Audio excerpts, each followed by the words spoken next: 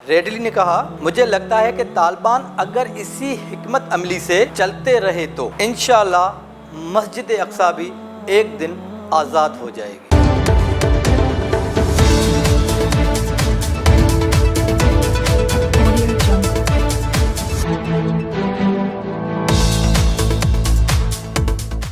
السلام علیکم ناظرین، میں ہوں آپ کا میزبان منصور نواز۔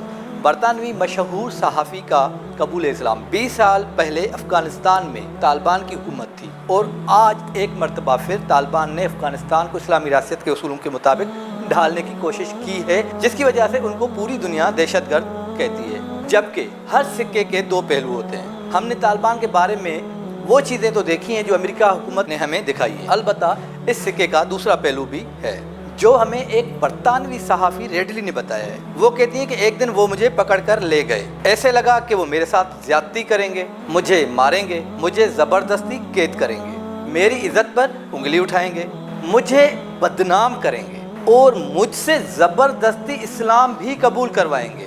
لیکن حقیقت میں جب تک میں ان طالبانوں کے قبضے میں رہی، قید میں رہی، ان میں سے کسی ایک مرد نے بھی نہ تو مجھے انگلی یا ہاتھ لگایا اور نہ ہی مجھے گندی نگاہوں سے دیکھا۔ وہ مجھ سے بات بھی اتنی دور کھڑے ہو کر کرتے تھے، کم از کم 3 فٹ کا فاصلہ ضرور رہے۔ یاد رہے میری تلاشی جو تھی وہ بھی ان دنوں میں کسی ایک خاتون نے لی تھی۔ مجھے شک ہوا کہ ان کو لگتا ہے کہ میں نے اپنے پاس اسلحہ چھپایا ہے، تو میں نے اپنا اسکرٹ تھوڑا سا اٹھایا۔ اس وقت میں حیران رہ گئی کہ طالبان مجھ سے 7 فٹ کے فاصلے پر چلے گئے اور مجھے پیٹ کر کے کھڑے ہو گئے۔ کبھی بھی کسی بھی دن مجھے بھوکا یا پیاسا نہیں رکھا۔ میں سگریٹ پیتی تھی لیکن کبھی مجھے کسی نے سگریٹ پینے سے منع نہیں کیا، یہاں تک کہ انہوں نے مجھے بائبل پڑھنے کے لیے بھی دے دی۔ میں اس بات پہ حیران تھی کہ یہ وہی طالبان ہیں جو دہشت گرد ہیں، جن کے اوپر پوری دنیا تھو تھو کر رہی ہے اور ان کو دہشت گرد کہتی ہے۔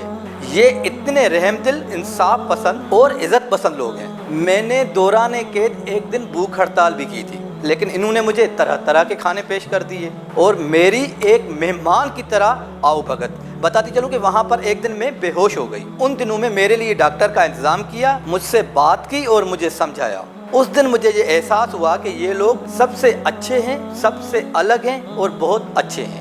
ریڈلی نے طالبان سے وعدہ کیا تھا کہ تم مجھے چھوڑ دو گے تو میں اسلام قبول کروں گی، لیکن ان کی جانب سے مجھ پر کوئی بھی دباؤ نہیں ڈالا گیا تھا۔ اور جب میں برطانیہ واپس آئی تو 3 ماہ بعد میں نے پورا قرآن پاک ترجمے کے ساتھ پڑھا۔ مجھے پتا چلا کہ دنیا میں سب سے زیادہ امن پسند اور اصول پسند دین صرف اسلام ہے۔ بالآخر میں نے اسلام قبول کر لیا۔ ضروری بات، ریڈلی نے کہا مجھے لگتا ہے کہ طالبان اگر اسی حکمت عملی سے چلتے رہے تو انشاءاللہ مسجد اقصی بھی ایک دن آزاد ہو جائے گی۔